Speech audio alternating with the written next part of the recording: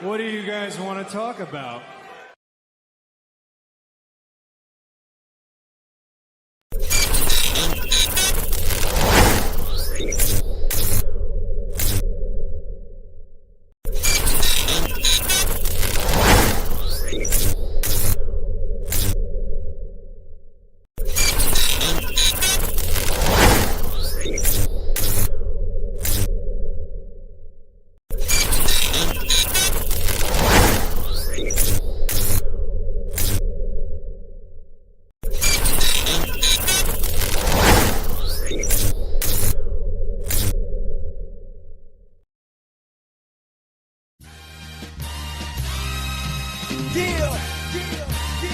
It's St. Louis. Welcome to the A-Train Show. And now here's your host, the A-Train, Arlington Lane. Yeah, true chatter. Yeah, I think it's time for more true chatter. Born every day, 100 new fake rappers. We got too many powers. Welcome to this edition of the A-Train Show, the A-Train Arlington Lane. Oh my goodness. I just want y'all to, first off, I'm going to say I'm sorry to y'all. I know I'm late. You can say whatever. Oh, you're 3-5 minutes late. Whatever. Yeah, it's been a crazy weekend. I'm trying to get over this sickness right now as I'm talking to you. So bear with me if you can. But good Lord, what a weekend, whether it's dealing with sports and personal stuff and dealing with work. I'm here to do this thing called the A-Train Show. Thanks to our friends over at Just Be Jerky, Macdougall Bats, and Philip Johnson Salon and Spa. All right, y'all. I had no real plan for today because I was really thinking about not doing the show. I was like, no, I don't feel like doing it. But after conversing with my colleague and business partner, he's like, just go ahead and do the show, man, and just call me back later. I'm like, all right, it's fine. I promise you I'm okay. It's just that, I'm just a little under the weather. So it is a WWE playoff Monday here on the A-Train Show. As I always will say, hey, make sure that you are tuned in. If you are not, you can check out the show right now. Facebook.com/Fuel Sports Network. And you can check it out, Fuel Sports on X. Making some changes up to the website. So getting all that together. So stay tuned. So for the time being, you can find us on YouTube. You can also find us on Facebook.com/Fuel Sports Network 25. So if you have any trouble, just let us know. You can always hit us up at admin at fuelsportsnetwork.com. Like I said, it's a WWE football playoff Monday, and big games came across on last night and Saturday. A lot of people were upset about I got a Let's Go Buffalo kicking in. That's what's up. What's up, DJP? I will say I was impressed by the adversity that the Houston Texans overcame. A lot of people were already putting them out, and that's going to happen again this upcoming matchup they have against the Kansas City Chiefs. And so Texans won over the Chargers 32-12. And if I may, let's have a talk a little bit about Justin Herbert. Listen, I love Justin Herbert. Justin Herbert's a great quarterback, but to put him in conversations that he is a superstar quarterback, I can't put him there. And thank you, Rex Ryan, for apologizing to the Houston fans about what you said about the Houston Texans. And I can understand why you would make such a comment, because you felt that over the course of the season, the Houston Texans had not shown really any consistency on offense. And it's just amazing to me that one particular play changed the course of that entire game. And I call it the Stroud Stroll. I'm going to call it that. I had other names for it too, but I'm calling that one the Stroud Stroll.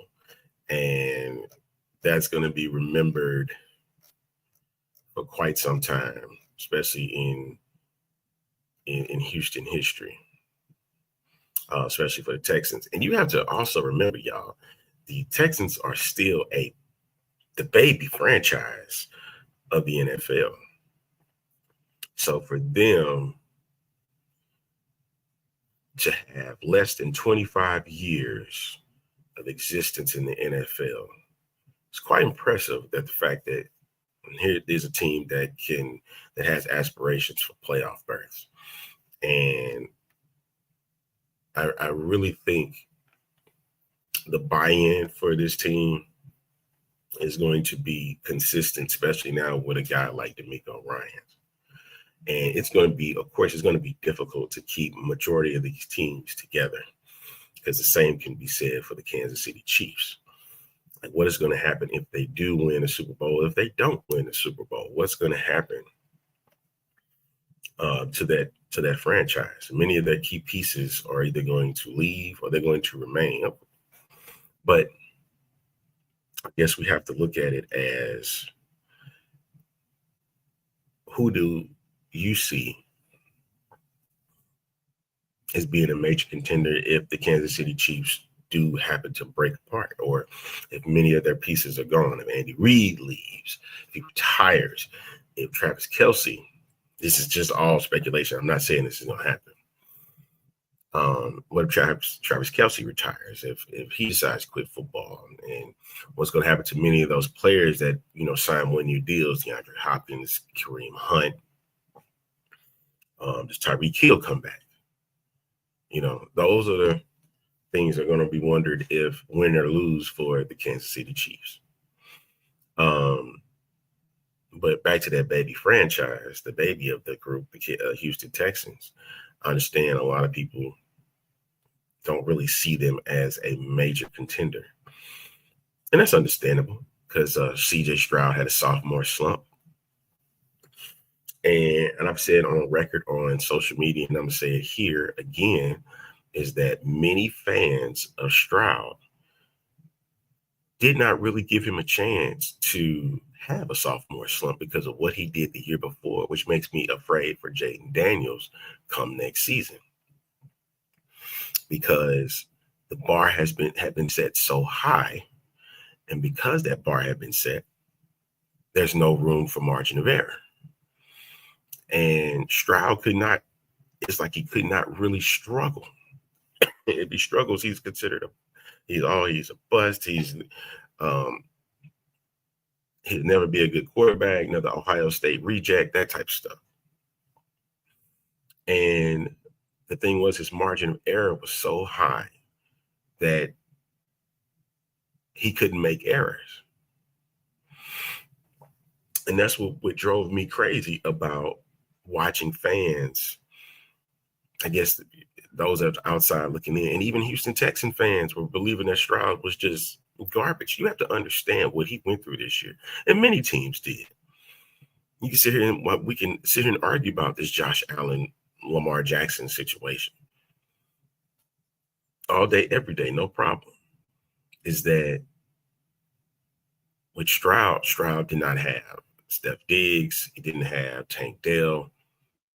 Losing them was just crazy, man. And listen, I ain't got no problem with that, but they were able to manage through, and then they able to, in a dominant fashion, especially on the defensive side, they were able to get a dub. And so I ain't mad at them one bit. I ain't know what.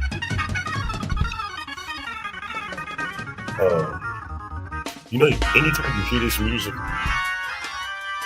you know what's going down. And, it just comes at random. So that's why, sometimes it's just hard to believe. He jump in and chime in. Hit me one time. There we go. Again for me. There he is.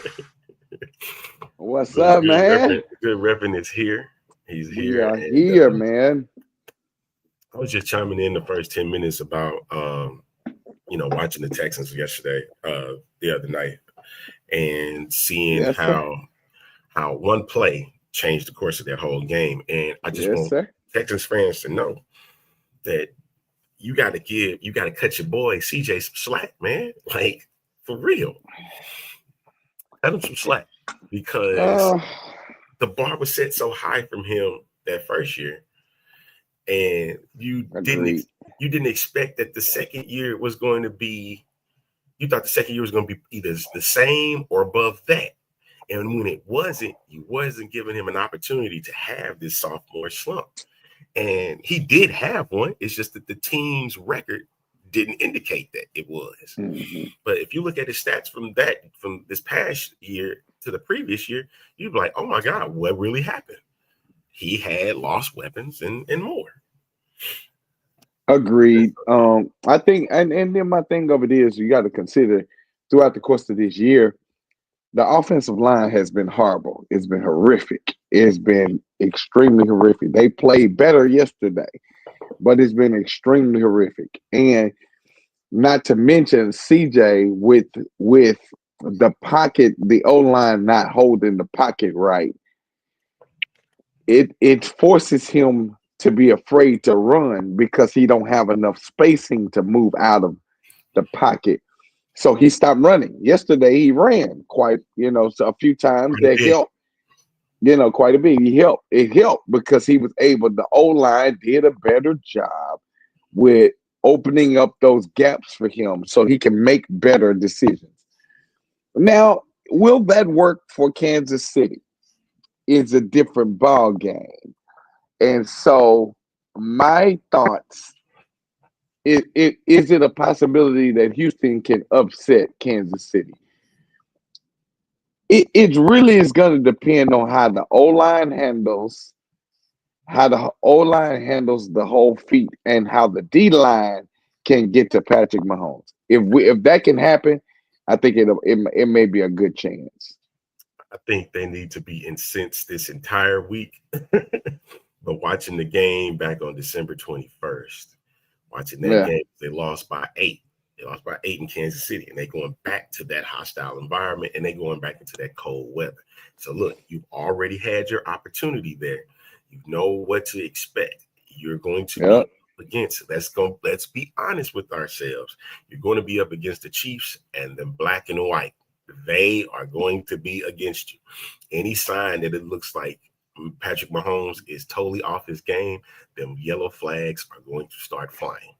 Yeah. Live detect. You already know that. So I got to get myself prepared for that because I know I'm going to be one of those losing it. Losing it. It's really, really bad. And you have to play flawless. Yeah. Not the rest of your task. You got to play flawless. You got to block out the noise. Or somewhere close to it without a lot of penalties. I think it would. Yeah, just mental mistakes, man. Just making the right decision, the right choices, and don't try to force nothing. Just work it. I mean, like I said, they didn't lose by much when they lost to Kansas City early in this season. So it's not like Kansas City was blowing everybody out this year. You know what I'm saying? Like they weren't blowing the people out. And so Kansas City was barely skating by with most of the teams that they were playing. So, with that being said, if they barely skate by a strong CJ Stroud and a strong Mixon and a strong, I just feel like it gives them a better chance to be able to take it all away from them. Will they win it all? I doubt it very seriously. But it gives them a great opportunity to get past Kansas City. And with this being the defending champs, number one, the two-time defending champs, 2 in a row. You know what would you take it? I would take it as a Super Bowl too.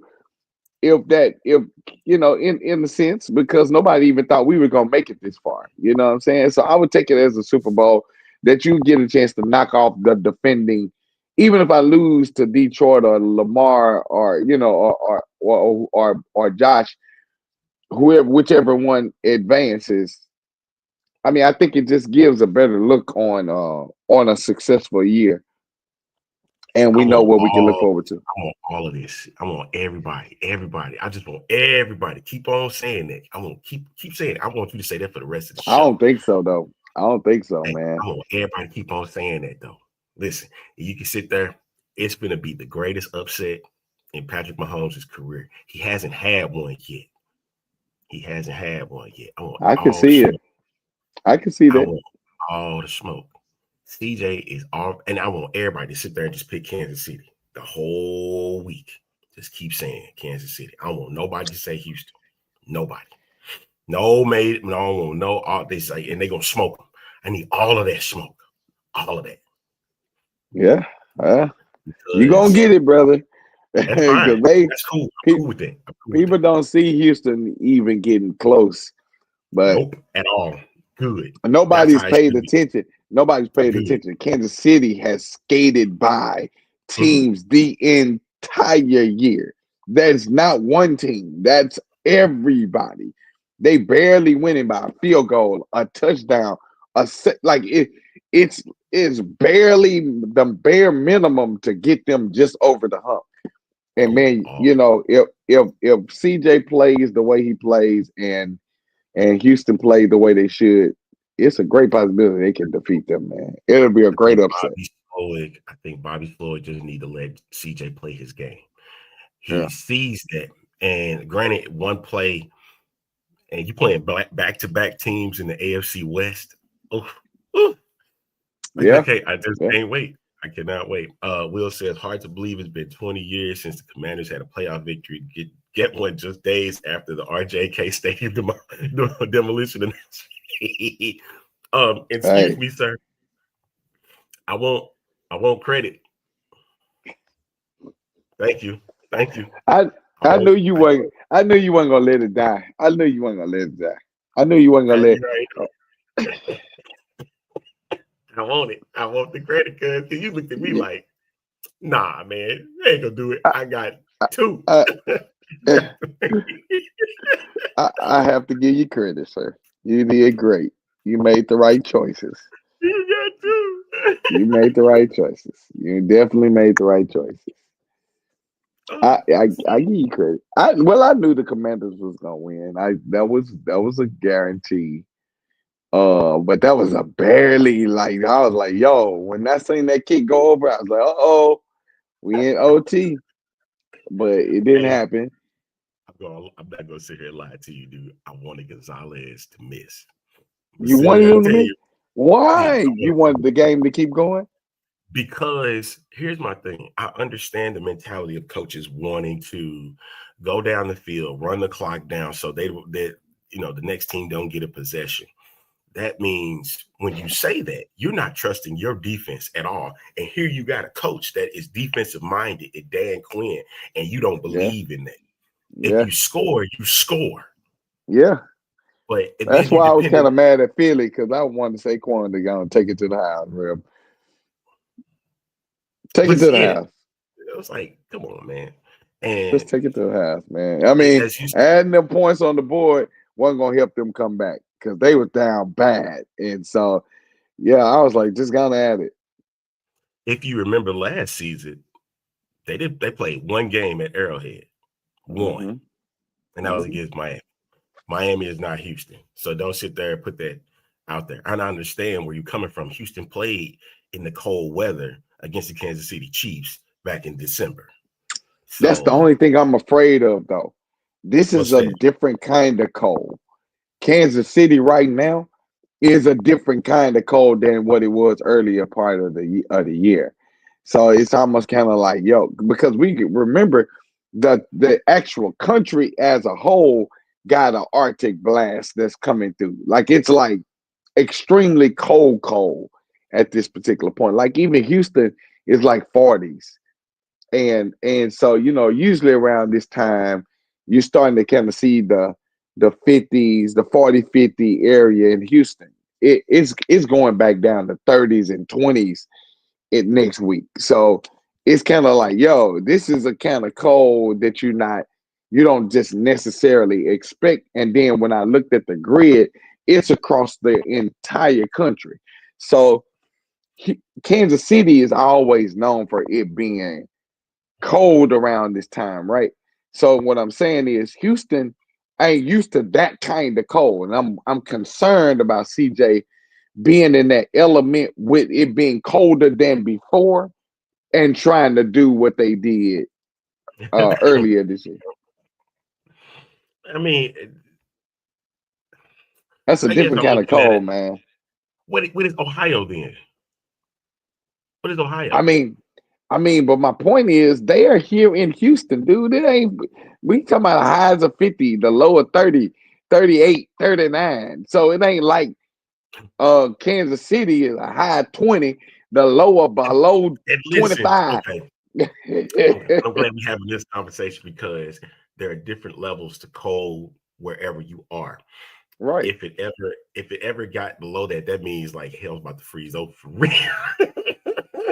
Because every time, listen, And you well, said right now, I'm glad I'm not in St. Louis because I'm sure y'all still got the white stuff.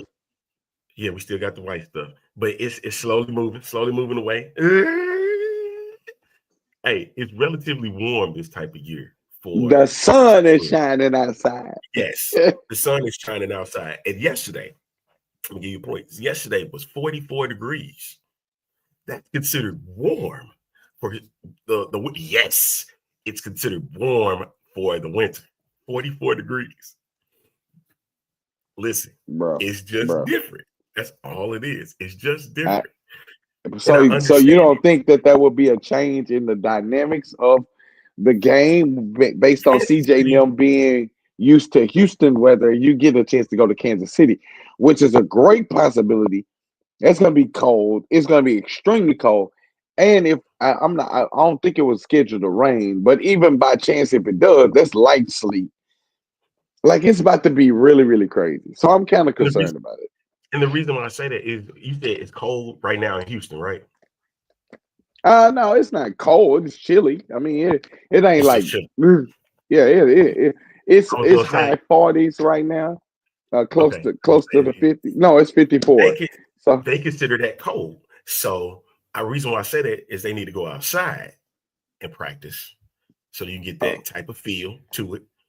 So they would consider what you're saying. They are considering what we're dealing with now cold. Yes, because there's different types of cold. Come on now, bro. They need to go. They need to go to an ice skating rink and play on the ice skate.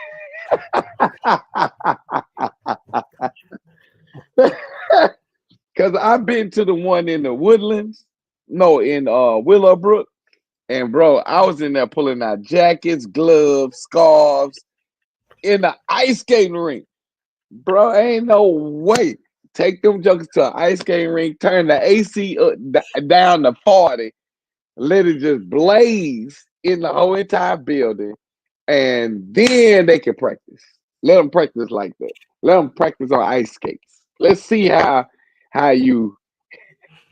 Oh, and of course we know this that they're a different monster in the playoffs. We all seen it. The Irish have a shot to win the Natty. You know what? I doubt that. I hate my man was right. I hate my man was right about the fact about James Franklin. He said on there that James does not know how to win when it gets to the end. And why would you have your quarterback in the end make a pass across the field? And that led to disastrous results. You had the game won. You had them on edge. But I got to give it to Marcus Freeman for his team to getting all that together, man, and able to pull it off in the end. So I'm very proud of that. And so, they do got a shot to win the Natty. But also at the same time, I'm ready for them to be in a conference. They deserve to be they need to be in a conference. The Big Ten, the ACC is where they belong. You don't think they could do wondrous works in the ACC like they do in basketball? Are you kidding me? It's time for them to remove themselves out of independence and just give them a boatload of money just to shut up. Let me say this to Jeremy. I think the Irish can win. I don't think they will. I do agree that Kansas City has a chance to three-peat. I doubt if they will as well. The Pacers are the hottest team in the NBA. Actually, it's the Cleveland Cavaliers. They're pretty much Cleveland looks so different this year, and Donovan Mitchell got them boys like bruh, they look like the Celtics did last year with a chip on their shoulder. Like, I'm going after it. So, and the Pacers, I believe, is like number 5, 6 in the league currently in the Eastern Conference. So you got to consider, man. I mean, even though they play good, I really honestly believe Cleveland is giving people a run for their money, man. Like I think they still in single digits. It don't matter. What I'm saying is they still in single. They in single digits. They are in single digits of loss, whereas everybody else is in double. Like, Cleveland lost 5 games the entire year. 5. Like, what are you talking about, dude? Let's not dismiss the Thunder now. Let's not dismiss the Oklahoma City Thunder either, man. Right. I mean, the Thunder runs the Western Conference. So what I'm saying is, you still got 2 other teams that are more dominant than the Indiana Pacers. And although they look good, what did Indiana do last year when they finally got to the playoffs? You end up losing Halliburton, and then you have to face a Dallas Mavericks. You got to face, these teams without your star. And so right now, Cleveland and that doggone OKC, man, they just look so more, even Boston, but Cleveland, OKC, and the Houston Rockets, man. What are you talking? The Rockets look good. Mm-hmm. So all right. So I mean, we gotta take a break. We're gonna come back. Take a break. I promise you. We're gonna keep the conversation going. The A-Train Show right here. Sports Network. Right back.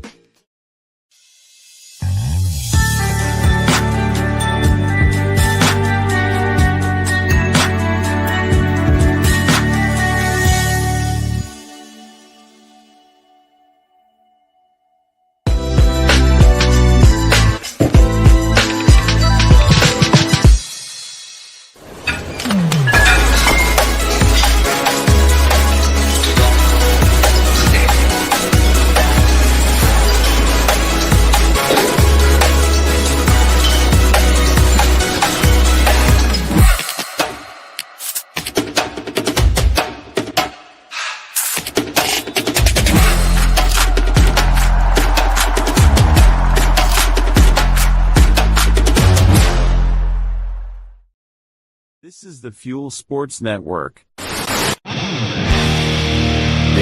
the King, the King of Kings. We couldn't do diddly poo. I'm dropping the hammer. No, you're not. And that's the bottom line. Here, have a quarter, make a phone call.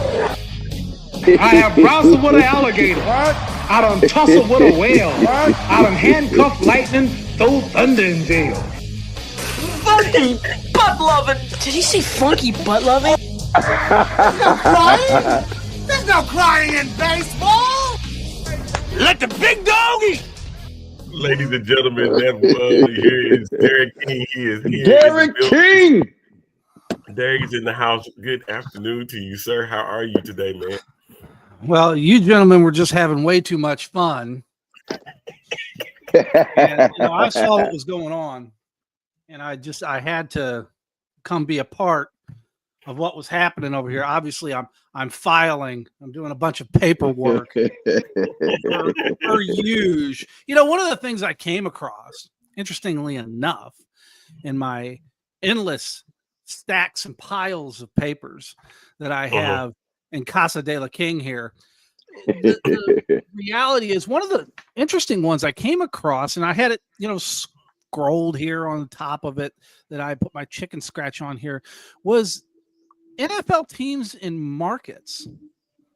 And I was looking at these markets, and I have every single television market in the United States. That's a lot of television markets, man. Funny, right? That out of all of these television markets, which are 210 total in the United States, by the way, just throwing that out there. That's a lot. Out of those 210, and this, mind you, this comes from 2017, 2018 television season. So this is a few years removed. Obviously, COVID changed that a lot. A lot of people started watching TV, but then a lot of people started going streaming. Yeah. We've talked about that stuff before with Netflix, Disney Plus, Discovery Plus, Amazon Prime, so on and so forth.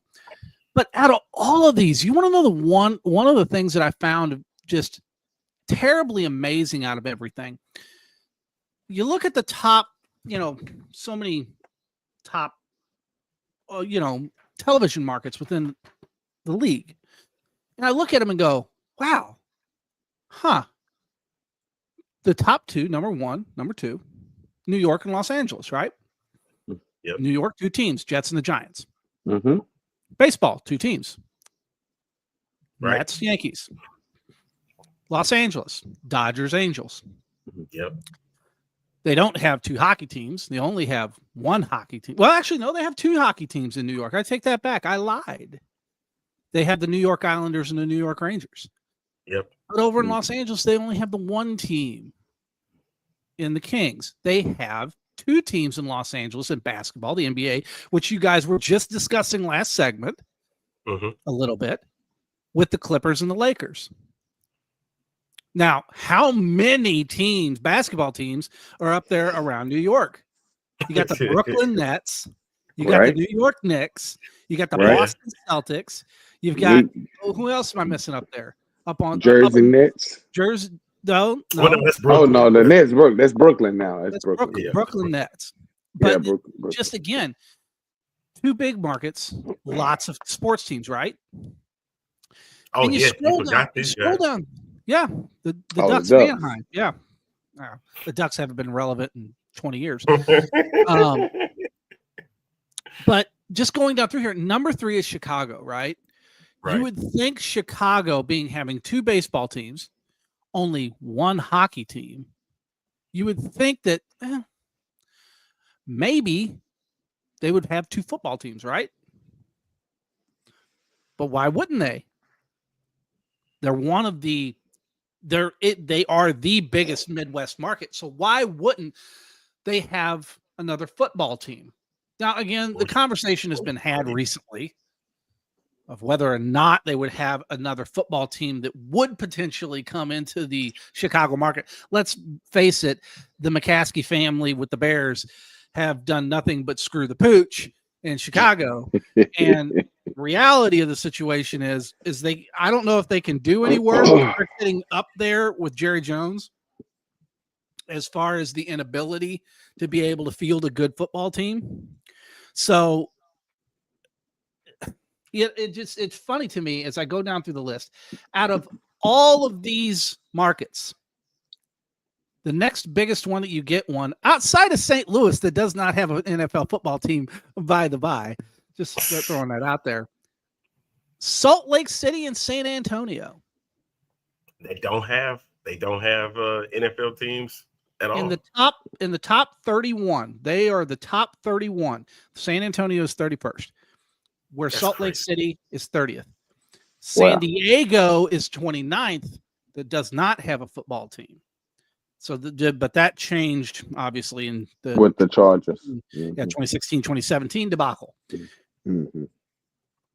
So now you've got St. Louis, San Diego, Salt Lake, and San Antonio are the only top 4 television markets in the United States that do not, I repeat, do not have an NFL franchise.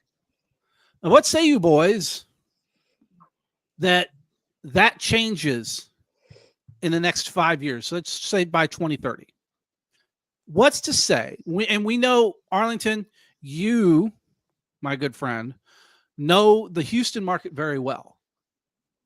You know my take, and Mr. Pastor knows it very well too as well. I am a Houston Oilers diehard. I grew up with the Oilers. The Oilers were the Houston team until they were stolen by the Grady Adams family and relocated to Tennessee. That turned my crank more than anything in 1994, 1995.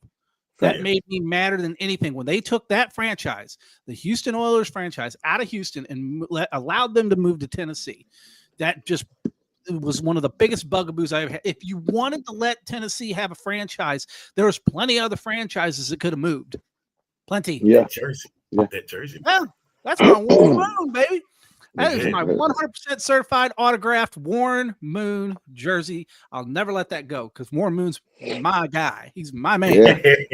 And the truth is that, yes, they were supplemented with the Houston Texans. Not too much, fanfare that people really understand. Jerry Jones put up a hell of a fight to keep a team out of Houston. He did not want a team coming back to Houston, but money rules all in Jerry's world. And he eventually just gave in to what he wanted to do. So that way the money just kind of coalesced, you see. Same thing with St. Louis. The reality was nobody wanted the Cardinals to leave in 1988. Nobody really did. But there was a handful of things that went wrong in that entire situation. I have belabored that thing to death. I have beat that horse to no end.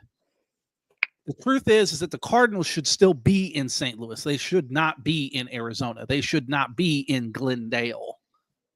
Yes, they're not in Phoenix. They haven't been in Phoenix in years, since 2003.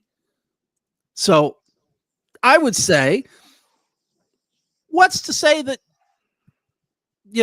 a team doesn't want to relocate or 2 or 3 here in the next 5 years? We all know the situation in Los Angeles is always kind of, and obviously with the fires that have gone out there in the last few days and weeks and have, done some really terrible, horrible things out there, displaced a lot of people, killed several people. And now they can't even play their game for the Rams, their playoff game out there. They're going to have to play it in Arizona. Yep. At Glendale, at State Farm. So then you got to start asking yourself questions. When they moved the Raiders from Oakland and they moved them to Vegas, to all of us looking and paying attention, it made all the sense in the world, right? Didn't it? Yeah, I think it's a fair assessment. Vegas works, right? Because it's Vegas. Raiders, the brand, Vegas, it works. Makes sense. What no one talks about is that the Raiders were very heavily pushed to go to St. Louis. And the only they were done that way was because to appease the potential lawsuit or litigation that was going to be on the back end that they knew was coming. They knew that was going to happen. And so they were trying to appease the St. Louis market. San Diego was screwed from jump. They were in a position where for 20 plus years, they were trying to get a stadium deal done. They never could get it done. They constantly had made it a bigger issue than what it actually was. Now enter the Raiders. Right. Okay. So the Raiders is pushed into St. Louis. St. Louis says, yeah, I mean, we'd have to work it out. But then Mark Davis says, Mr. Bullcut himself. Now, have you ever seen a NFL owner walk around NFL owners meetings, which I have personally seen this with Mark Davis, wearing you remember the old logo? You remember the company logo that used to make all NFL apparel in the 90s? Yep. Or starter from the 80s into the early 90s. Wears a starter jacket of your own team and a backpack with a bowl cut. You know what I expected him to do? I expected him to sit down in one of those chairs and open it up and pull out the Scooby-Doo lunchbox or something like that we would have had in elementary school. You remember that? You remember the little metal lunch boxes we used to have in elementary school? Yeah. Remember that? Had to I internal expect Let's thermal. really, let's really back in, bro, because we gonna go on a whole tangent. I can see you going on a whole tangent about the starting. Dude, I'm gonna go with it. But the reality is that he's already sold off a portion of the Raiders to Tom Brady, right? He's already selling off more and more minority stakes of this team because once his mother passes away, he will not, mark my words, he will not be able to afford the taxes on this team when she dies. Wow. That's crazy. And so all of this is to lead to that. Now, they're not going anywhere. I'm not emphasizing that. I'm not stating in any way, shape, or form that the Raiders are potentially going to be on the move. The Raiders are staying in Vegas. That's a perfect place for them. They've got the $750 million plus stadium. They got it built with taxpayer funded money. Good for them. I'm happy for the Raiders in Las Vegas. But I will say this. What about the other teams? What about the Saints? The Saints have a lease coming up. They need a new facility. Are they going to get it? The Tampa Bay Buccaneers. We all know the situation down there in Tampa with their stadium is not necessarily primo. What about the Carolina Panthers? Obviously, Tepper's not the kind of owner you want as an NFL owner. He's kind of an idiot. He's ran that franchise into the ground. But then who else is there? I could go down the list. And I could talk about all of these potential teams that are either failing in their market due to their own inability to be able to manage their own markets, or it's because maybe there might be a better deal on the table. It's just a little bit of food for thought to sit there and look at this list that I have and look where St. Louis is about the number 20 to 23rd market. I haven't looked at it in the last few years. It's not counting the city. Let's forget about the city. Okay. The city is nothing anymore. It's the counties and the surrounding area around St. Louis. Everybody always talks about LA. LA is not what everybody wants. It's the surrounding counties all around LA. Okay. Use Dallas as an example. Let's look at Dallas. Dallas is a massively huge market, and it also is a massively huge hub. You look at the footprint of that city and everything that surrounds, and you just go around the beltway of that city, it is massive. It is huge. So the last time somebody drove from, I don't know, let's say the northeastern corner of Dallas all the way down across, and you're going down all the way to the border, you're going down to El Paso or something like that, San Antonio, whatever. It's huge. The city of Dallas is massive. All the suburbs, everything else that goes along with it. It's a massively huge place. St. Louis is not all that much different. It's close to 4 million people in that surrounding hub area. It's not that small. You look at Green Bay, for example. Green Bay is small.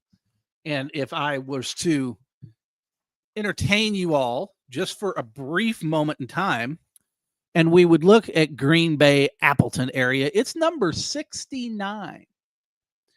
It is, that's Green Bay, Appleton, I should say. Now, obviously, the Milwaukee, Green Bay area TV market, it can be kind of construed as that would be coming in like, I think, number 36. The reality is that it's a small, minuscule market. Yes, the Green Bay Packers lineage brand have been around forever and a day.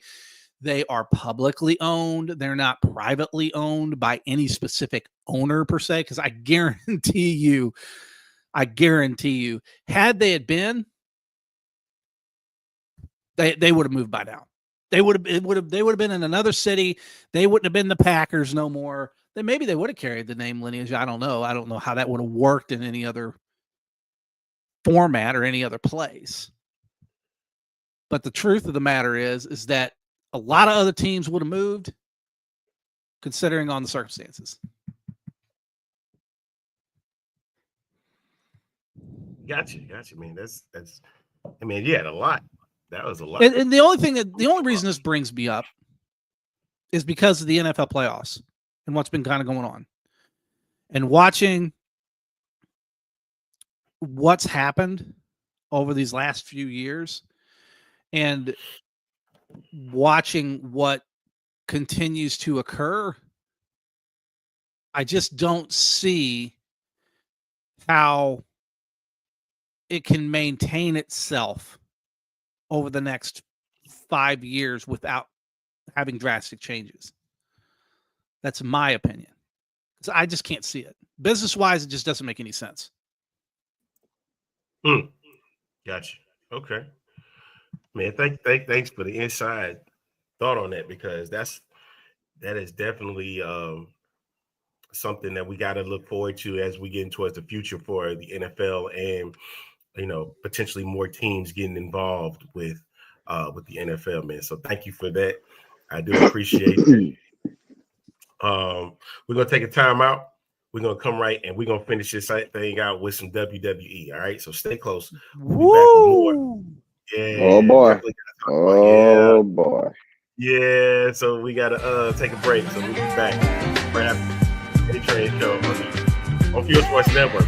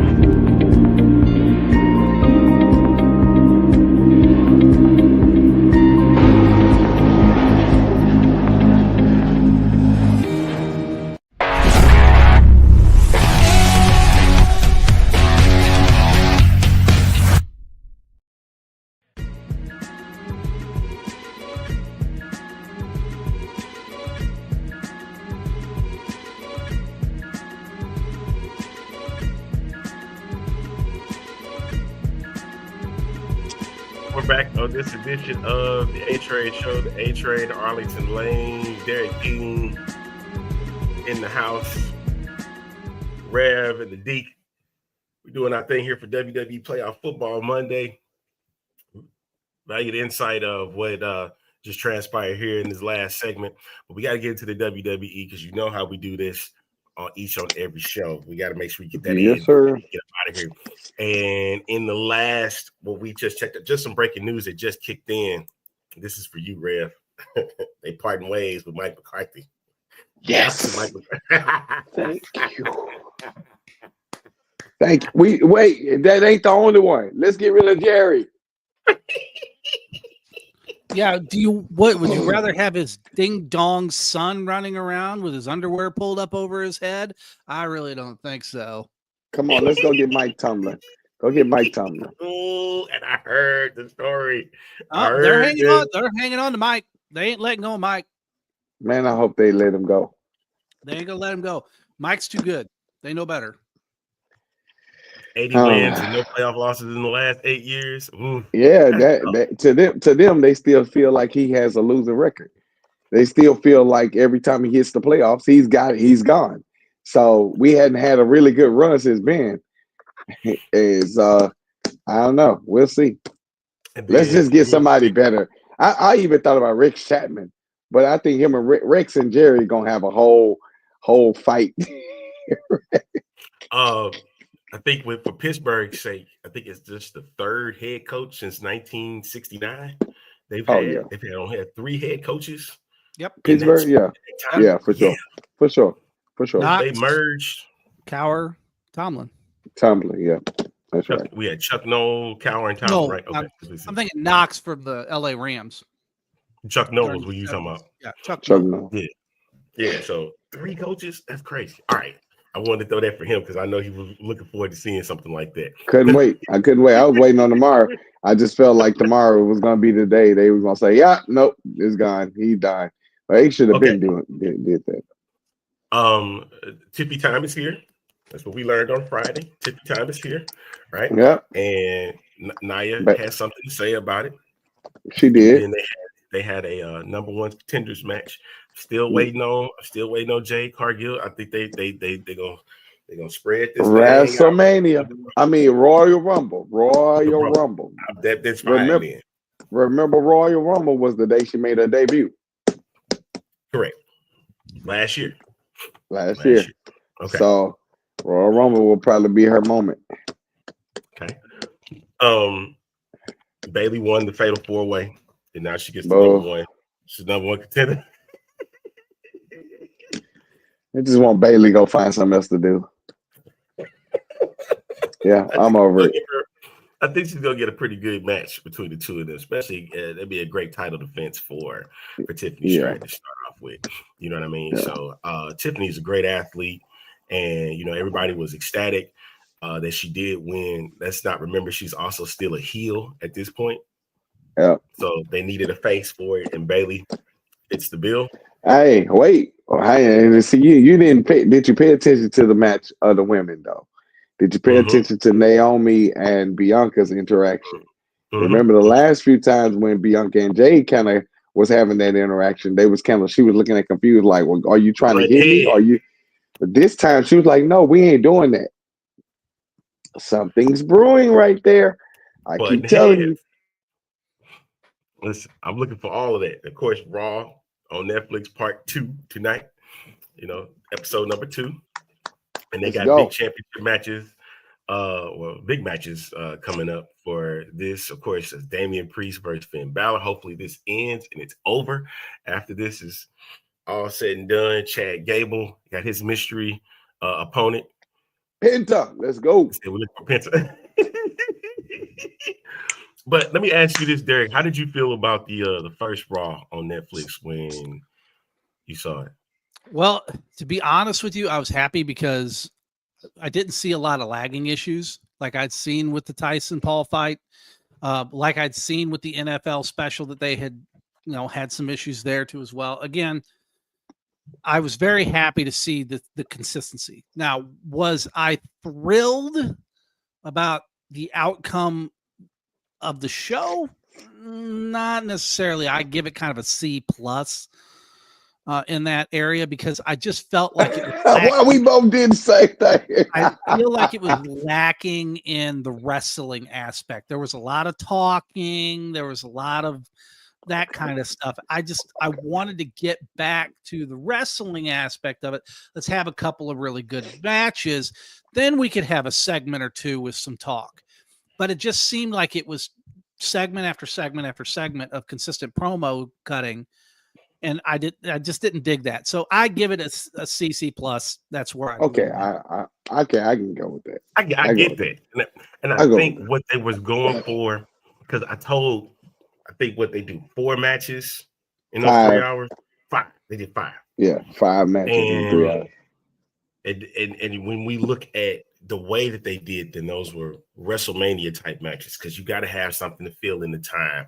And throughout the show, on the premiere, it was who's here, and everybody's like you said, it was just nonstop talking. We had the tribal combat match, but we were looking at little inside things throughout those different matches. Like when we talk about tribal combat, I was looking at after the match was over when Rock came in and he hugged Roman and he stopped Paul Heyman from going in to put the Ulafala on, and then Heyman just beeline on Rock. Yeah. And then we led to SmackDown on Friday night when Paul Heyman came out and he acknowledged he acknowledged Cody Rhodes, and he said that even Roman himself acknowledged Cody. I'm sitting there, I was like, The Rock making the faces that he did, because he did some talking on NXT. I think he closed the show, if I'm not mistaken. He closed the show. Yep. He closed the show out. And I think that's what they were trying to go for this week. I think as these weeks progress, we're gonna start getting more matches because we're gonna get back into the fold because we just did the premiere. They just did their premiere week for the year. They wanted to make sure that all of that stuff kind of progress. With the Friday SmackDown with Tiffany Stratton winning the title, Raw on Netflix. Then we just had this past Friday with NXT with New Year's Evil, and then because it's the Obafemi era. And I'm telling you, I told y'all this right now. Obafemi is the star of 2025. Absolutely. The star. He will be. This is his year. And I want to see him in the Rumble as the NXT champion. That's why I want to see him. He really don't need main roster status either. I know there's people looking at it as such because of how strong he is right now, and he may get that push like Brian Breaker did. But at the same time, you got to really strategize with this dude because at some point, I want to see him and Gunther go at it, whether it's SummerSlam, Survivor Series, whatever. I don't need to see him at Mania because he's got to deal with that title for NXT Stand and Deliver come April. So that's how I feel about Obafemi. Now, with that being said, we got these matches is coming up with the Judgment Day, Rhea's championship now. Gunther is going to start getting more action, and I'm ready for Cena. I'm ready for Cena to get in this Royal Rumble and win it. I don't know if he's gonna win it though, man. I mean, I know that would probably be the formidable thing to let him do it just to kind of get him to that 17. But man, I don't think he's gonna do it. I think it's a great way to hype up the crowd, to get everybody involved, and to make sure people are jumping on the bandwagon. I just don't. It's just way too. I think this is probably one of those Royal Rumbles where you just don't know. You remember we had one of those before where you had everybody in it, and it's almost kind of like, well, who gonna win? Who gonna win? Because everybody had a great opportunity to win it, and so I don't know if we'll get this kind of push to superstardom like we did before. As far as who all is gonna be a part of the Rumble, we might even get a Randy Orton who may come back at the same time. You got Kevin Owens, you got you have all of these guys that's in there. I'm really hoping that Bronson Reed can come back at some point. I know he's still kind of dealing with the ankle injury, but man, having Bronson Reed come out at some point, you still got AOP. It's people that you gotta still build up. So it's just a lot. I think you giving it to John Cena gives us the moment of WrestleMania, but does it really give us the hype of it if he don't win it? What would be the point? Derek? John doesn't have to win the Royal Rumble I agree. To get it 17. You keep that Rumble spot is a special spot for your next guy or gal. I who agree. You're going to push. True. John doesn't have to do it. We look at WrestleMania past about how many main events and WrestleMania have ended up being a triple threat, fatal four-way, something along for the championship. Right. There's more than one way to skin that cat as far as John Cena is concerned to get him to number 17. I would say whoever is going, and this is just for the men's Royal Rumble side of things. Yeah. I know that it would probably turn some people's stomach to think this, but I think that this is probably more than likely the direction they're going. What is their hot storyline right now? The one that's the bloodline, right? Give it to Jacob. What's the other really hot storyline kind of correlated around that? It's Cody and Kevin. What's the favor? Now, obviously, a lot of people ask the question about Dwayne. Is he going to be coming back? Is he going to be interjecting himself into some of this? That's more long-term storytelling. I think that's a little bit later on down the road because remember, he sits on the board of TKO. He's the boss. He can do whatever he wants. Right. He doesn't have to win anything. He doesn't have to. He can do whatever he wants. And this is what I think we have to get out of our own way, our own thought process, the way we think of how we were used to the McMahon way of doing things. This is not the McMahon way of doing things anymore. I agree. So Yes, sir. I think if I was to put my money down, it's probably going to be CM Punk. It's probably going to be the winner of the Royal Rumble. I agree. That's probably the way it's going to go. I see a few surprise entrants in that pay-per-view, whatever we want to call it now. I think there's going to be some that are going to surprise people, but I think that there's going to be some that aren't. They're going to be like, oh yeah, that's totally slam dunk. We knew that person was going to come in. To be honest with you, I'm more interested about the women's Royal Rumble, frankly, than I am about the men's. I think the women's has potential to be more exciting because, I mean, could we see Becky Lynch? I think there's a good chance. Could we see Jada Parker? Now listen, I don't mind her Flair. being in it. I do not mind her being in the Rumble. I swear. Will we see Charlotte Flair? Possibly. Will we see Jordan Grace? Mm-hmm. Very good possibility. We already kind of know that she's going to be jumping to WWE after she finishes this TNA contract that she's on, because right now she's doing that program with Tessa Blanchard. That's a whole nother That's a whole nother thing for a different day. Yeah. But I know for a fact she's not thrilled about doing that program, and I know for a fact that she's basically like, I got to do this to get out. So I got to do what I got to do. Right. She's stuck. She got to do it. When you have a job and you have a contracted job and you know, like, hey, I got to go and do this job. I don't want to do this. Right. In order for me to get to the end of this, I've got to do this.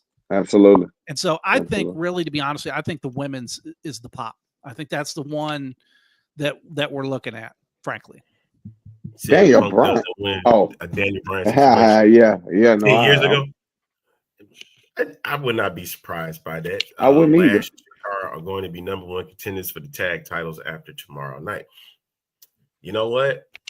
I would love to see them, but are they ready? That's my biggest thing with Lash and Shakara. Are they ready to take the reins as champions? Because granted, we've had with Jade and Bianca, they held the belts, and then who took it from them? I cannot think of that. It was Iba Fire and Alba Fire. And Don. Don. Yeah, they took it and then they gave it back. Like, I want them to have some relevancy with this, because those titles mean a lot. We got the Intercontinental Championship Women's Final tonight with Dakota Kai, which I believe is going to be the champ. That's my pick as the champion. I think she would make a great starting champion for that title belt. Lila's had a belt before. So I'm like, I don't need to see that. She can give Dakota. Dakota hasn't had an opportunity at a title period. So I'm gonna pick Dakota Kai for that one. Yeah, I do see it we talked about the Penta debuts tonight. And they said, don't forget about the street fight between Damian Priest and Finn Balor tonight. I hope it goes very well over, because, I don't see how that's going to really end anything, because Judgment Day is still going to be unless it's going to be the end of the Judgment Day. I think. Well, I think they kind of get rid of it. Yeah, go ahead, Derek. I just think it's the start of something else. I think it's the start of another storyline. I think we're going to see some shenanigans. I think there's going to be some interference. I think there's going to be someone that's going to come in, someone that's going to, play funny games, and then it's going to lead into the next feud for Damian. Because let's face it, Finn is going to Finn. He's going to do his thing. Damian is your guy going forward for the next 10 years. So what are you going to do? Who are you going to partner him with and get him to this place where he needs to be in order to be successful? Again, this is about building your future talent. This is not about coddling to the masses and trying to pad the ego of a 45-year-old superstar. It's not. And I understand what I just said about CM Punk here a minute ago, but that's the way they're putting this storyline and they're building it. Now, would I love to see the men's Royal Rumble go to someone younger? Absolutely. Would I love to see it go to a Braun Breaker or go to somebody else along that vein? Absolutely, you bet. But the thing is that this is the way they're building the storyline. Yeah, I disagree with that first sentence that Cena's going to turn heel at Rumble. Now, I would not dismiss it. I would not dismiss it. I would love exactly. It. I would definitely love it because you would not expect Cena to do it. You wouldn't expect them. Mm-mm. And especially if it's Punk and Cena, the last two members in the ring for this, and you know how much that was built over for years, how Punk despised Cena, and Cena was like, I'm just a company guy. And next thing you know, if he won't turn heel, but it's going to make it seem like he turned heel if that were to occur. You get what I'm saying? What if Punk wins the Rumble? The last two that's in the Rumble is Punk and Reigns. Punk throws Reigns out. Punk has the favor. Punk goes to WrestleMania, but maybe the favor is something else. Maybe in some way, shape, or form, John Cena gets interjected into that match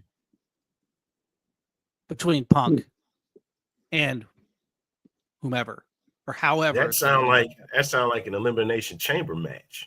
I'm just saying, for that opportunity.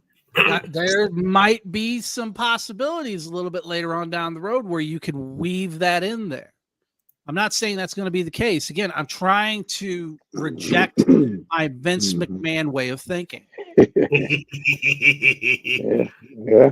But if you've seen, a lot of double crosses has happened a lot lately, especially in this, as Paul called it, the Netflix era. I'm calling it the Paul era because this is his era.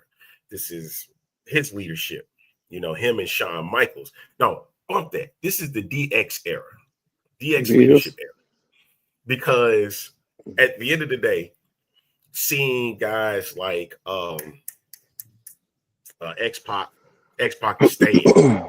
He's still there. He's still involved. You know what I mean? All of them. Not saying it right. All of them are involved, except Badass. AEW, yeah, instead of Billy Gunn, yeah. Yep. But everybody else is still involved, man. And so this is their show, and we're seeing a lot more towing the line, the double crosses. So a bit of McMahon's with their style of how they want these matches to go, and that's what I'm starting to like about how they're doing it. There's misses. There's been misses. We ain't gonna sit here and act like they've been perfect, but at the same time, they have been providing good enough content. Because my thing is, when we mentioned SmackDown, Jacob Fatu and Tama Tonga, right? They have no leader anymore. Why does Jacob need a leader now? Jacob could do this by himself if he wanted to, because he's that over. That's what I was thinking. I was like, man, you give somebody like an underdog the opportunity to win it. What about a Jacob Fatu? Yeah, but what about a Carmelo Hayes? He needs to give them something. Oh, Jacob needs a feud, and I think his feud is Solo. I think that's what it is. Oh, yeah. Heck yeah. Because I love you, Solo. Yes, you go back a couple months when Solo yanked the rug out from underneath of him with that championship match potential against Cody. I think that's what you're looking at. Yeah, that got to have on top, a good feud. On top of the fact that every time that Solo was doing his little vignettes and things, that when they every single time he got ready to put the Ulafala on him, he was doing them like this and telling them, "Hey, you don't talk. Remember the belt? He had the belt. He took it from him and gave it away." Like, it's just certain things that will build that storyline. So I totally agree with that. But I would actually give, if we're talking about the future, you got to give somebody who you're expecting to carry the company for the next at least year.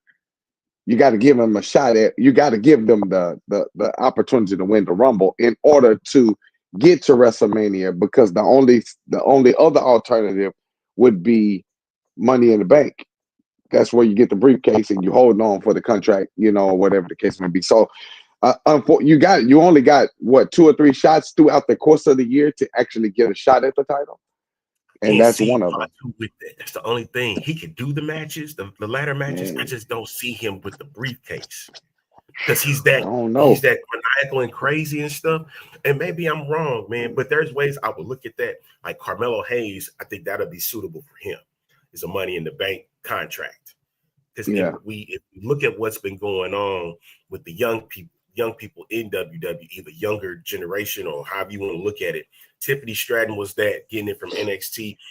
Carmelo Hayes, I agree with him having that contract, that money in the bank, yeah.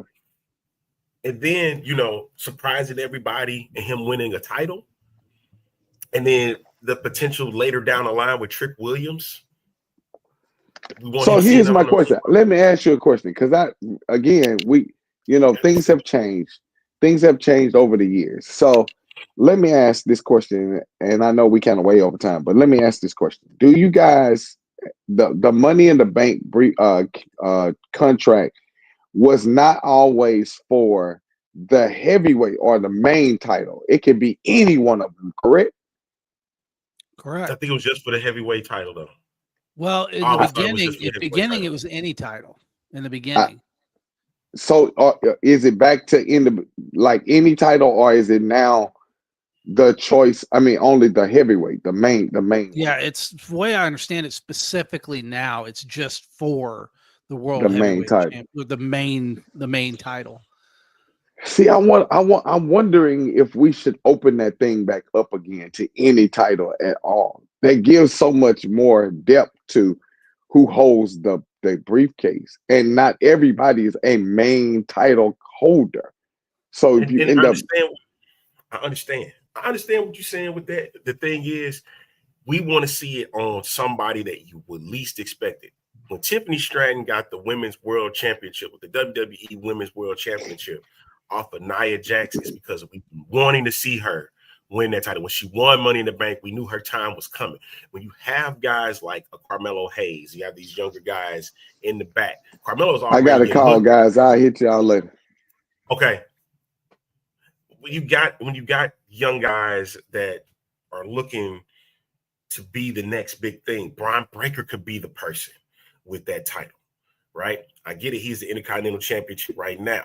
And then him going against, right, if we just going by what champions are right now, a Gunther or a Cody, probably would want to go after Cody. He think he have an easier chance, especially with the storyline that he's in. Granted, he is on Monday Night Raw, but you know how they changing up with people on different brands. Right. So that possibility can remain.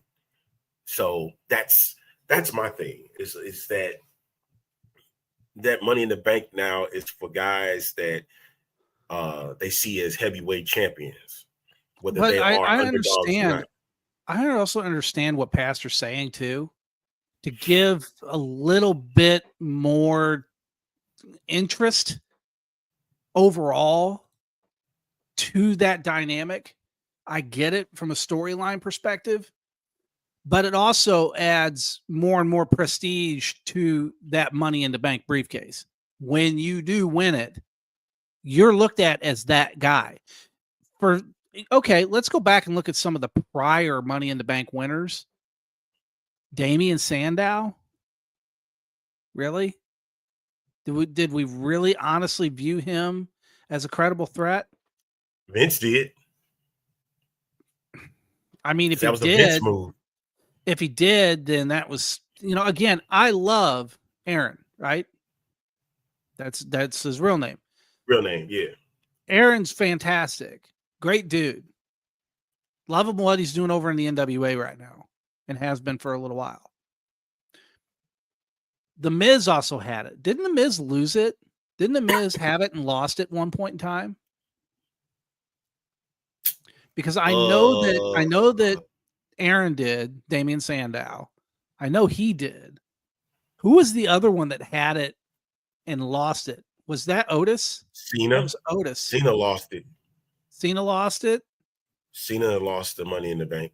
Didn't he try to cash it in on the United States Championship, though, or something like that? I'd have to go back and I'd have to look at the history of that because I know there was a few failed cash-ins, and I know there was a couple of them because Otis had it, and he lost it. Sandow had it, he lost it. Miz had it, and I think he successfully cashed it in. Otis was the cash in. He lost. Yeah.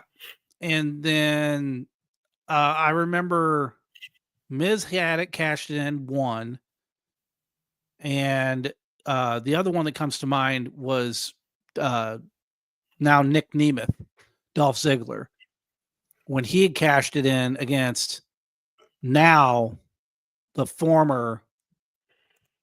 Shoot, what's his name? Oh gosh, I could see him. El Patron. This is Alberto that's his Carrillo. indie name. What's that? Theory did I guess Theory did cash in for the U.S. title, didn't he? Did. I didn't really? We'll have to go and look a little bit closer at the rules when it comes to the Money in the Bank. Because I'm of the understanding that I think that Pastor's right on that. I don't think that it does classify to just specifically either the World Heavyweight Championship or the WWE Universal Championship. I think it's whatever. Yeah, he cashed in on Seth Rollins. He cashed in on Rollins when he was the United States champion, and he did. When he cashed in, what's the name kept him from doing it? Lashley. So he's right. My bad, Past. I'm sorry, sir. You were right. You got that. So any championship can be cashed in on. But and I think it's what you guys were saying, it's the situation at hand. Like, who has it? Like, if it was on Braun Breaker, they could cash in on him because it's dynamic. Could have been Shinsuke, could be Gunther. But see, those were major championships that Tiffany tried to cash in on. We talking about the mid-card titles. Intercontinental, U.S., Tag Team, NXT. Or the NXT Championship. Yeah. Somebody did that. Somebody did cash in on that. That wasn't Nick Nemeth, was it, Dolph? No. I could have sworn somebody did that before. And also, they would cash in the same night as well. Kane did that at WrestleMania. Remember when they had the Money in the Bank at WrestleMania? And Kane did that with the World Heavyweight Championship? Yeah. Because wasn't that the inaugural? Wasn't that the very first one? No, they had a Money in the Bank. The Money in the Bank, the first one was in Kansas City, and Kane won that. It says in 2010. I know the matches would always happen at WrestleMania. They did it for like 5 years before they started doing the Money in the Bank ladder matches. I can't think of it. I have to go back and see. But yeah, the purpose of the Money in the Bank is that's right. They sure have. Corbin and Strowman both have one. Corbin was the other one. That's exactly it, because Corbin had it on him and he lost it. I want to say that there was one individual that had it, and I'm trying to think here. This was several years ago, probably even close to like 8 to 10 years ago. Mm-hmm. I'm pretty sure that this person had won it, had it, and there was this part of a storyline to where they basically put it up in a match against somebody else. I seem to recall that. And they lost. Yeah, I remember Edge winning the first Money in the Bank at WrestleMania. That was at WrestleMania 21. Edge did, yes, yeah. Mr. Money in the Bank, yeah, the very first one. Kennedy. Because he was nicknamed the Ultimate Opportunist. Kennedy. Mr. Kennedy. He put his up and he lost. Kennedy. And it's so funny. The entire storyline around that entire character was that he was supposed to be the bastard child of Vincent Kennedy McMahon. That was the whole reason why his name was Kennedy, Mr. Yes. Kennedy. But they for whatever reason they turned it on its ear 90% of the way through it. I guess because of their experiences. He got suspended. Yeah, Kennedy got suspended for doping. He got suspended, yeah, and for doping and all that stuff. And plus, it's not like he was making a whole lot of friends in the locker room, anyways. He's pissing everybody off. And then once he came back from his suspension, was it a suspension or injury that he came back from during that Nuggets and LA thing? Remember the Stan Kroenke thing with Vince? Remember that? And they had the whole Lakers versus Nuggets thing, and Randy was on the Lakers side, and Randy was on the Nuggets side, and Kennedy was on the Lakers side because he was coming back as a baby, and he almost had hurt Randy real bad in that match. And Randy was pissed because that was the night that they had to switch due to the Nuggets having a game in was Pepsi Center. It's Ball Arena now. Right. So and they had to switch at the last minute, which pissed off Vince. Oh man, that made Vince furious. Remember that promo he cut in the ring that night? Oh man, he was hot to trot. He was madder than a hornet, and you could tell. He was pissed. Remember when he called out Stan on his bullshit? Remember that? And he's just like, you got a team here that hasn't made the playoffs in how long? Whatever. And you booked stuff thinking that you weren't going to make the playoffs. Like, this shows you how little you care about this team because you had already booked things at your facility to go on during that playoff time slot.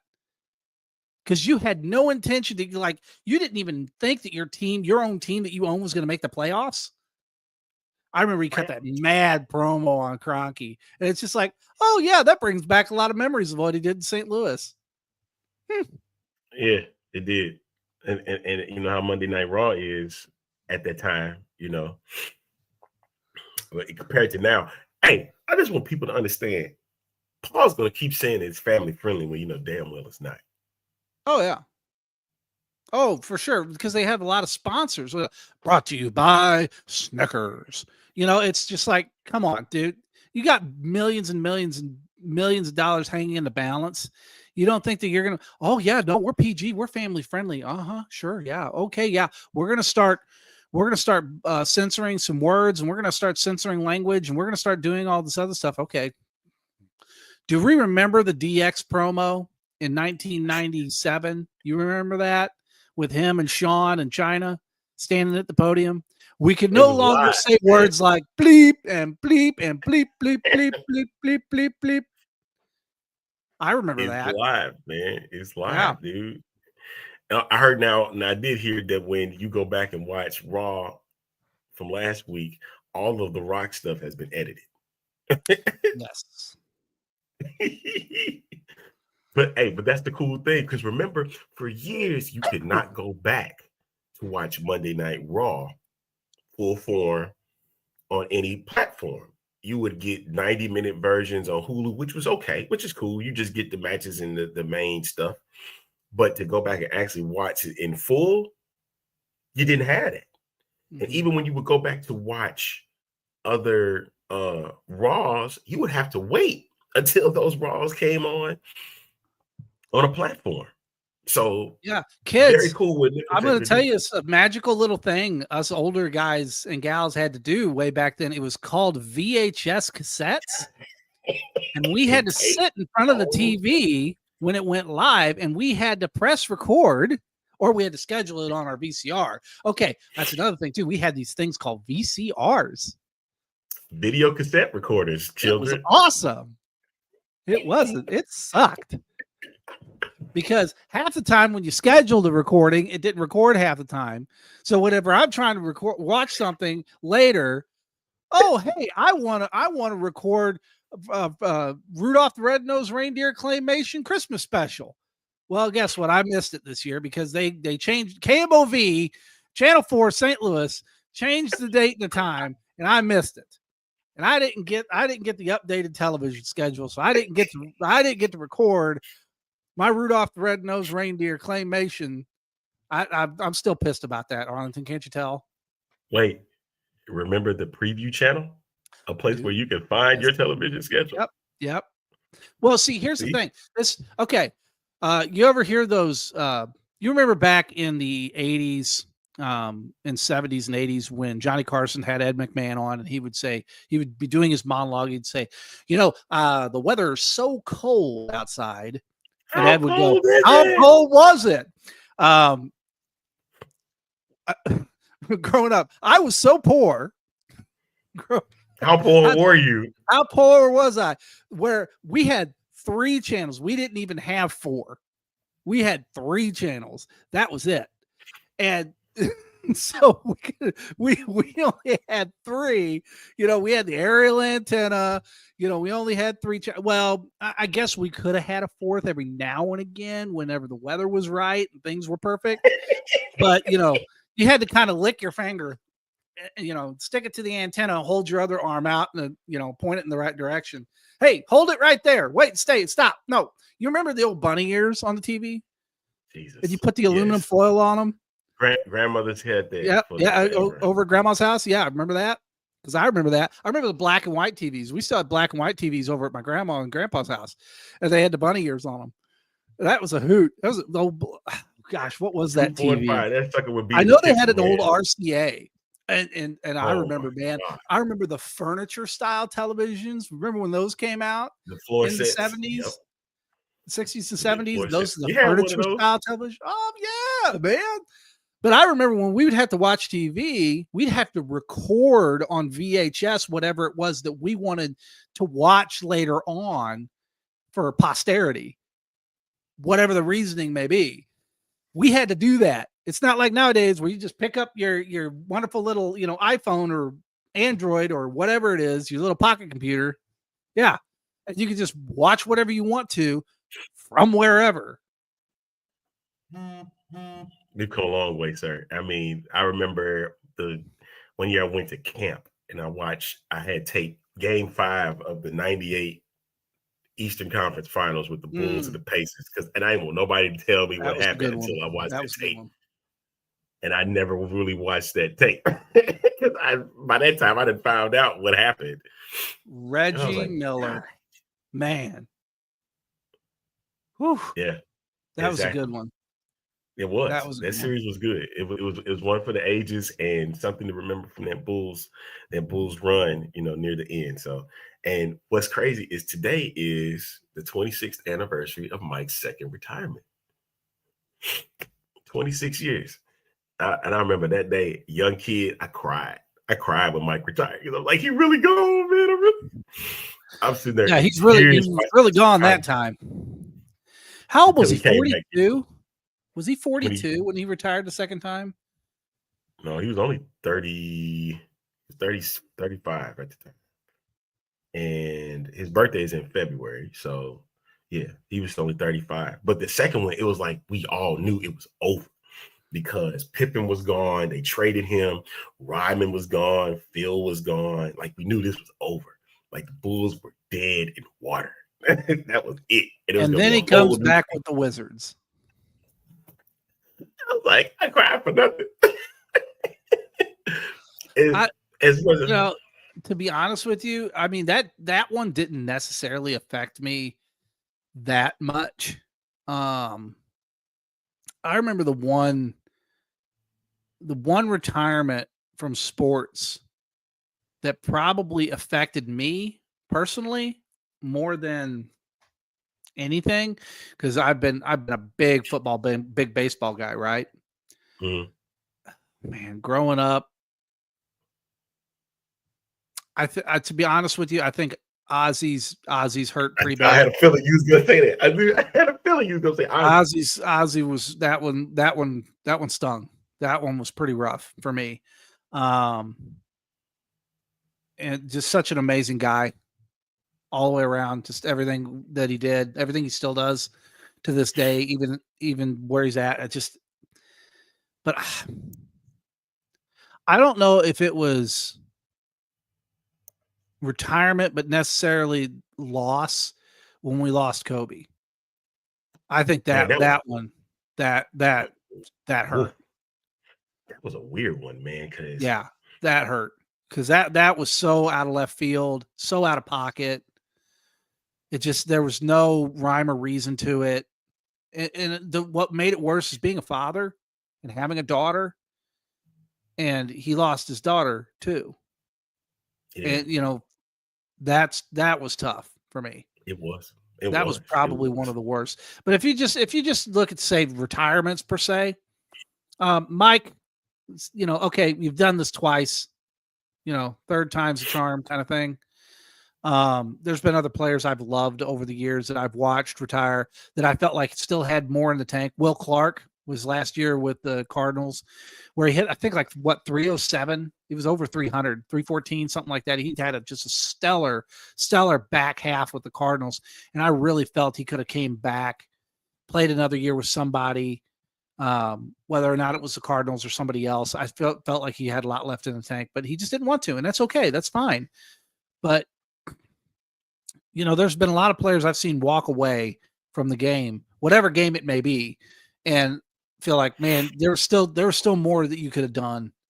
But then there's others that just hung on way, way too long. We've seen it in wrestling. How many times have we seen it in wrestling with guys that just hang on and hang? Like Ric Flair's talking about making another comeback. He's talking about having another match. Yeah, there's Anders and Andrew Luck. There you go. There's two prime examples of people who still had stuff left in the tank. They said, I'm done. Barry was on the way. I'm out. Barry's on the way to break the Russian record. Yeah. There's other. Oh gosh, I was just sitting here talking to some people the other day about running backs in the NFL and how some of them have hung on and hung on and hung on. Adrian Peterson was one that came to mind. I think he was in the league for 14 or 15 years. LaDainian Tomlinson, I think, was in for 11 or 13, something like that. Mm-hmm. Curtis Martin was in for, I think, 11 years. Marshall Faulk was in for, 10 years. And pretty much most of them all got out by the time they were 32, 34, most of them. Obviously, Emmett was one of the ones that hung around the longest, along with Frank Gore. Frank Gore was in the league for 15, 16 years. Right.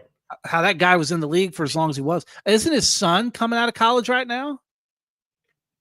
Yep. And I mean, he just hung it up just here a few years back. And so, you look at him and then you look at Emmitt Smith too. Emmitt Smith, Cowboys, great. You look at him and you go, oh man, he was in the league for a long time. There's some of them that hung on way too long. Emmitt should have quit before he left to go to the Cardinals. That should have never happened. He should have never been to the Cardinals. It's gonna suck, but Frank Gore, as much as I want to see him in the Hall of Fame, I don't think he's gonna get in. Well, he's got a lot of yards, he's got a lot of years, and he's got a lot of rushing attempts, but not a lot of accolades. He wasn't an MVP guy. He wasn't a guy that blew your doors off with speed or finesse or any of that other stuff. He didn't take over games. He was just consistent. That being said, we could say the same thing about London Fletcher. So let's be real careful about what we say about consistency and staying healthy. Yeah.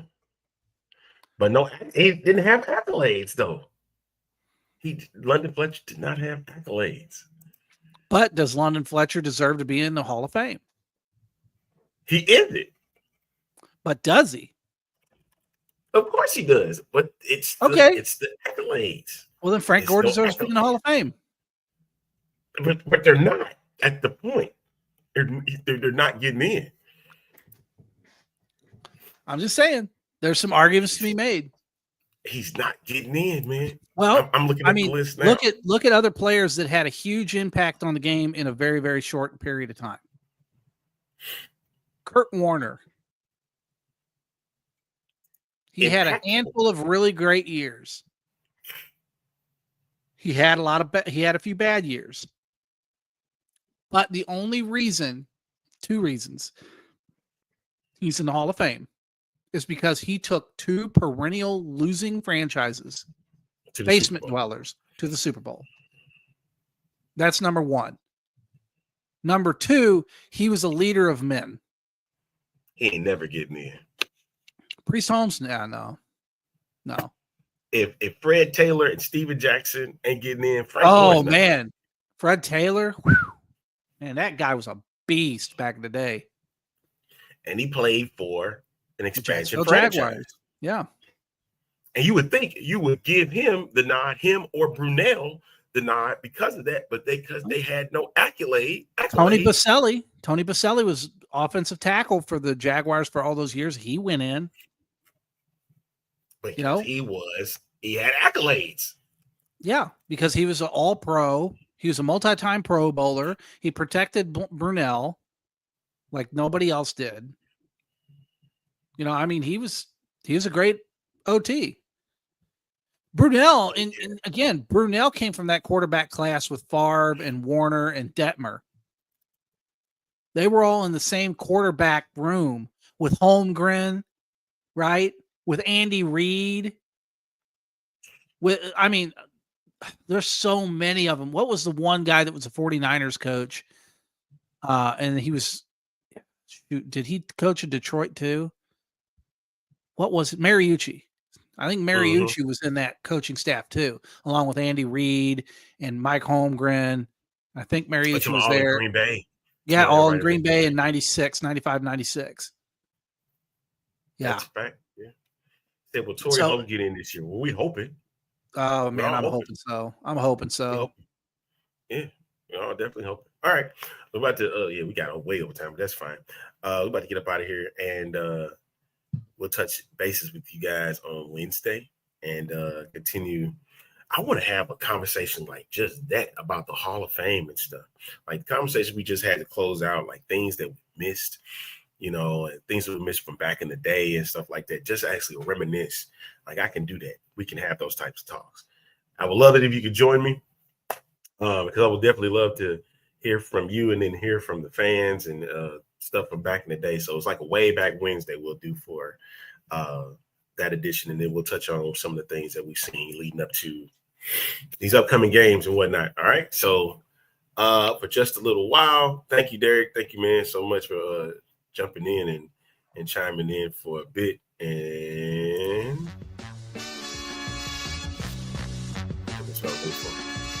let's fade to black. We out of here. We'll see y'all on the A Train show right here on Fuel Sports Network.